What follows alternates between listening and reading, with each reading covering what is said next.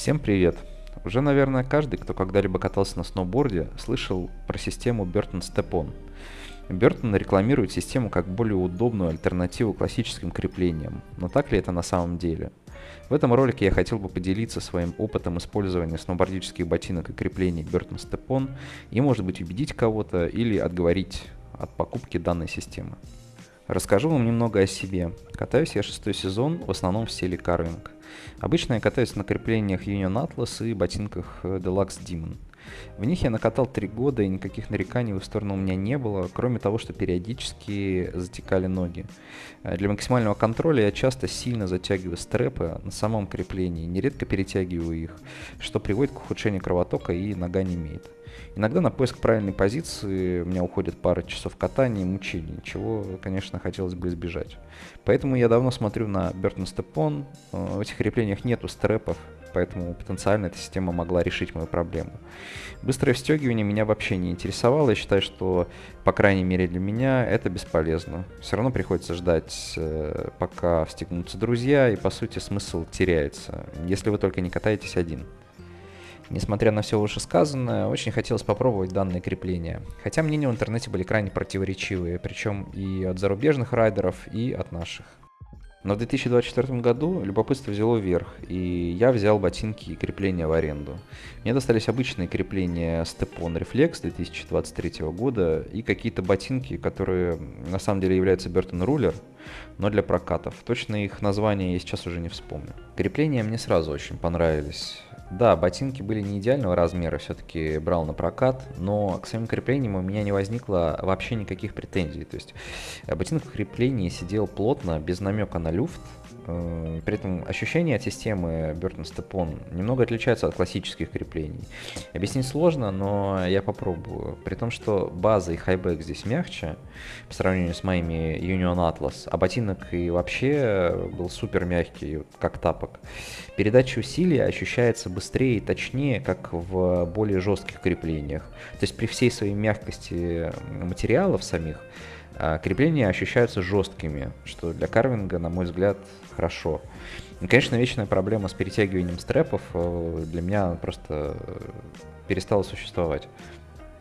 Честно, я был в полном восторге после теста и сразу решил заказать себе ботинки Burton Neon размера 40 и крепление Burton Step-On X размера S. Ожидание было долгим из-за проблем с DPD перед новогодними праздниками, но я все-таки дождался своей посылки. Распаковал все, установил крепление, надел ботинки, и каково было мое удивление, когда я встегнулся в крепление.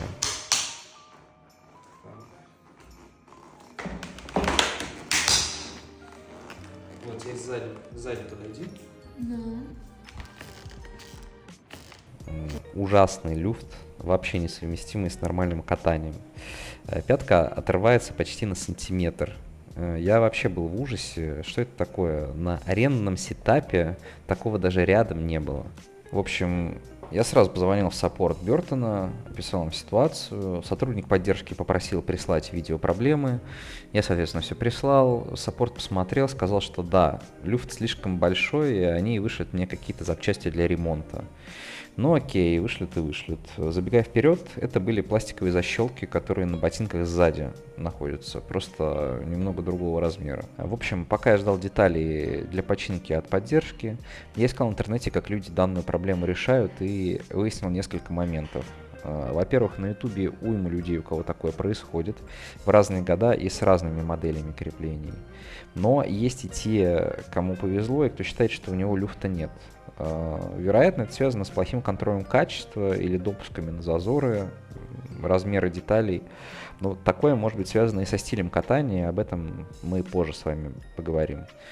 Также такой момент, что мой опыт может быть не совсем релевантным, так как тестовые крепления я брал в прокате, а не покупал на сайте. И их в прокате в самом уже могли доработать каким-то образом, чтобы этого люфта не было. Визуально я, конечно, ничего не заметил, но кто знает. Люди обычно чинят эту проблему двумя способами. Первое, подкладывают что-то между ботинком и газ-педалью. Обычно это кусок его фома или какой-то резиновый материал. И второе, меняют защелку на ботинке размером на побольше. Кастомные защелки на ботинок продаются в интернете. Ссылку на сайт, где они продаются, я оставлю в описании. И в итоге я решил, что заодно куплю их, вот алюминиевые защелки на сайте для теста, чтобы сделать на них обзор и сравнить с дефолтными защелками и теми, что пришлет саппорт.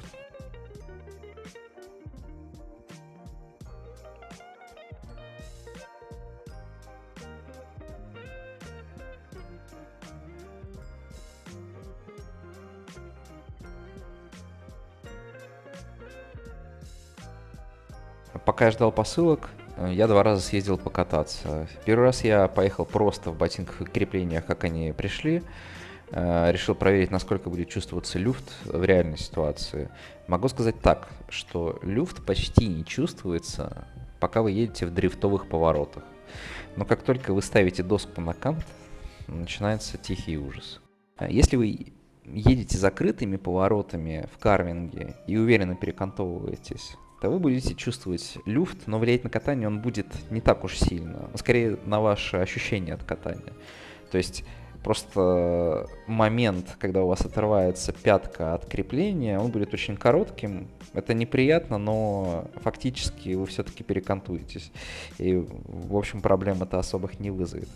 Но как только вы начнете ехать по плоскому участку, допустим, и там вам надо будет ставить доску на кант, или там быстро как-то перекантовываться, или в карвинге открытыми поворотами вы поедете, вы просто будете в шоке, потому что у вас будет ощущение, что к вашим ногам вообще ничего не привязано. То есть нет никакого сноуборда, как будто бы. Вы не будете чувствовать, на каком канте вы едете. И какой-нибудь элемент в духе там байншпиль-швунга просто будет в принципе невыполним, потому что при каждой смене канта вы будете просто терять контроль над доской, как бы находясь в невесомости в момент перекантовки. В общем, я для себя выяснил, что в дефолтном исполнении для меня это вообще не катабельно, и нужно что-то с этим делать. Вернувшись домой, я сходил в хозяйственный магазин и купил там автомобильный коврик толщиной 4 мм. Я вырезал вот такие накладки на крепление. Сначала я сделал их в 2 ряда. Оказалось, что если убрать люфт совсем, то при попадании хоть какого-то количества снега встегнуться будет крайне тяжело. Это я понял уже на горе, поэтому отклеил верхнюю часть и катался с накладкой в один слой. В целом было нормально, но не идеально. Можно было подогнать и получше, вот чем я, в общем, впоследствии и занялся. После того, как мне пришли защелки на ботинки из поддержки и купленные мной алюминиевые, я стал тестировать люфт, и вот что получилось. Как видите, во всех случаях все равно есть небольшой люфт. В вариантах 2 и 3 он меньше, чем в варианте 1, но тем не менее присутствует. Поэтому было решено продолжить тестировать разные варианты накладок на крепление. Сейчас я вывел на экран, как выглядит аналогичный тест, но уже с резиновыми накладками на крепление, которые я вырезал из автомобильного коврика. Можете сами посмотреть, какой результат вам больше нравится и что рационально использовать для вас. Но сам я могу сказать, что в алюминиевой защелке я не вижу большого смысла. Пока оставлю черную, которую прислала поддержка, плюс резиновую накладку на крепление.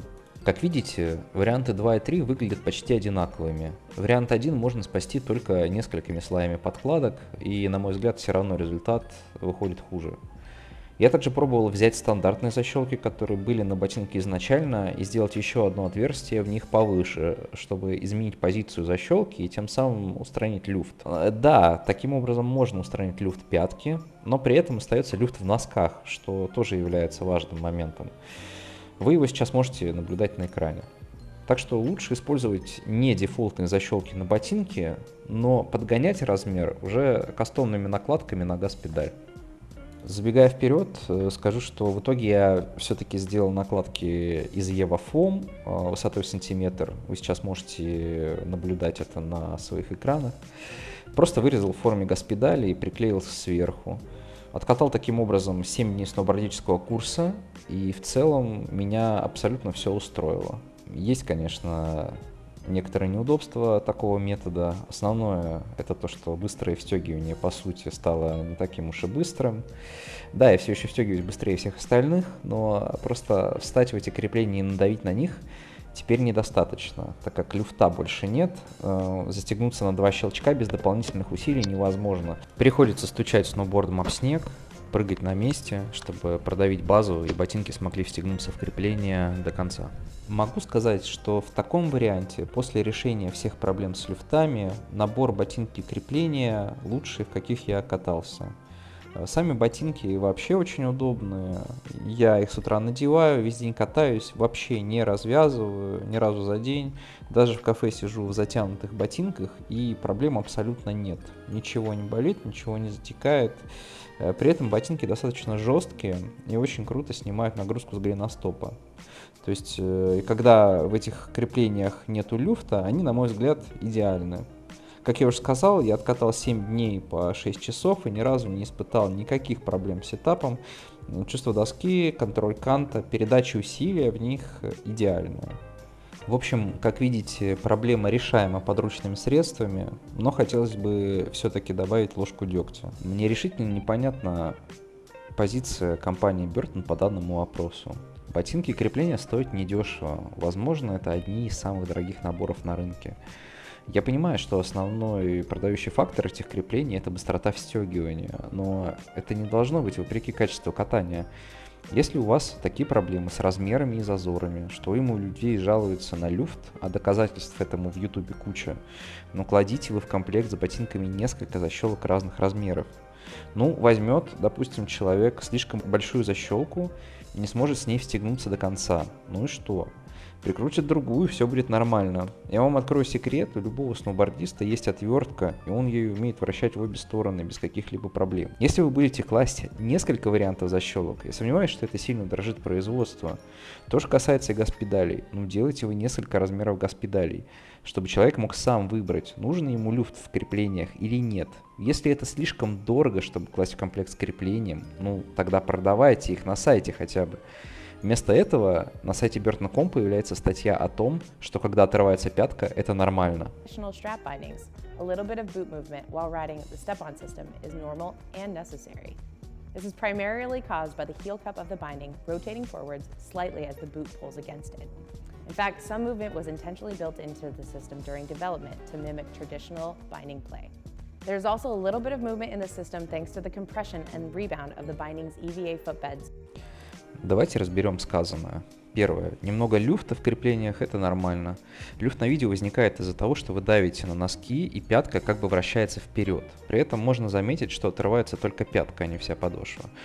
Второе. Люфт в систему также привносит база, сделанная из EVA Foam. И третье. В систему умышленно добавлен люфт, чтобы сделать их похожими на классические крепления.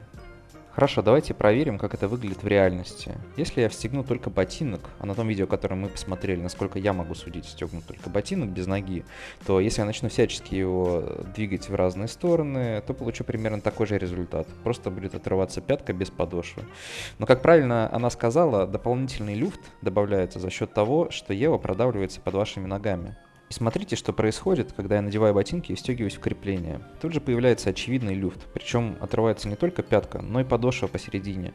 Естественно, люфт будет совсем небольшой, если вы не встегиваете в крепление и, соответственно, не переносите корректно вес на носки ботинка.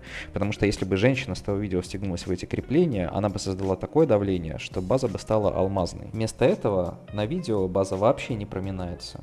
Если не делать скидку на вес райдера, то все эти шевеления ботинка в креплении — бесполезная показуха. Да, если вы весите 30 килограмм и не умеете приносить нормальный вес, то не парьтесь, люфта не будет. Спойлер, я вешу 67 килограмм, нога 40 размера, крепление размера S, а результат вы видите на экране. И по поводу последнего заявления, что в обычных креплениях тоже есть люфт. Ребят, я не знаю, в каких вы креплениях катаетесь и как вы их затягиваете, но в обычных креплениях люфта нет. Есть разная степень натяжения стрэпа, но ситуации, когда ваш ботинок не создает вообще никакого давления на крепление, с классическими стрэпами нет. Крепление в данном виде существует с 2017 года. Как вы за 8 лет не сделали нормальную таблицу размеров и не придумали ни одного способа решить проблему, кроме как через поддержку?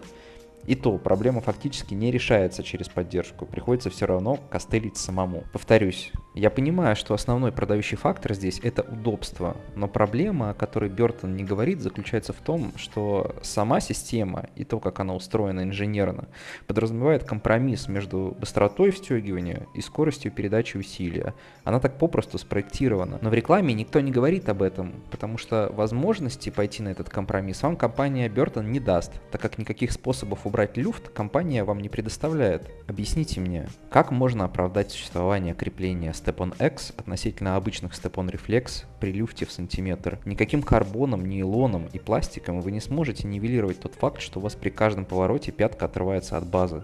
И для чего покупать жесткие ботинки, если задержка в передаче усилия вам ломает мозг? Ощущения примерно такие, как будто вы играете в CS с пингом в 1,5 секунды. Лучше бы вместо карбоновых хайбеков в комплект вы клали базу, которая не люфтит, и набор защелок на ботинке разного размера. В общем, от покупки данной системы ощущения у меня смешанные. С одной стороны, после доведения этих креплений до ума я счастлив, что их купил. С другой стороны, меня не оставляет чувство, что я стал жертвой маркетологов. Друзья, решайте сами, надо оно вам или нет. Могу только сказать, что если вы планируете в этих креплениях карвить, то вам придется поработать напильником. Спасибо, что посмотрели данный обзор. Если у вас остались вопросы, пишите их в комментариях, я постараюсь на все ответить. Всем пока!